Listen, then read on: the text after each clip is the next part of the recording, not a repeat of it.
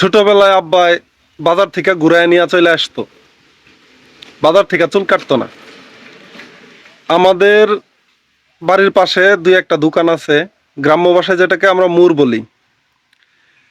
মুরের এখানে একটা সেলুন আছে, হাসান ভাই সেলুন করে নাম। তো এই হাসান ভাই আমাদের বাড়ির অনেক দূর থেকে এখানে আসা, ছোটবেলা থেকেই থাকতেছে, সেলুনের কাজ করতেছে। তো সেই সুবাদে উনি যেহেতু আমাদের এলাকায় স্থায়ী হয়ে গেছে, আমাদের এলাকায় থাকে, আমাদের এলাকায় সবকিছু, বিয়ে শাদী সবকিছু আমাদের এলাকায় করছে।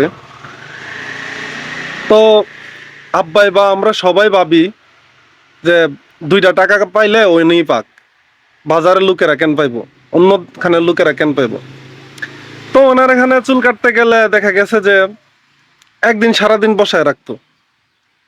আমি সবার আগে গেলেও আমার আগে সিরিয়াল আছে বইলা এরা চালায় দিত, অন্য কাউরে চুল কেটে দিত। একদিন, 2 দিন, 3 দিন বসায় রাখতো। পরে একদিন আমি রাইগা জিজ্ঞেস করলাম যে ভাই আমারে বসায় রাখেন কেন?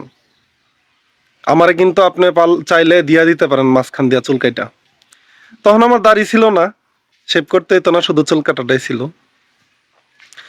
তো উনি বলতো, তুই হইছ তো আমার কাছের লোক, তোরে 1 দিন না 3 দিন বসায় রাখলো তুই এন থেকে যাইতি না।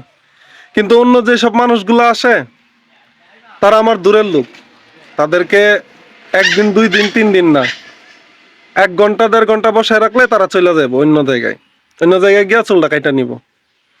তো এর থেকে আমরা কি শিখলাম বা কি বুঝলাম, কি জানলাম? আপনি যাকে কাছের লোক ভাবেন, বা আপনি যাকে খুব কাছের ভাবেন, বা আপনি যার কাছের লোক, সেই কিন্তু আপনাকে অবহেলা করবে। আপনার দূরের কেউ অবহেলা করবে না।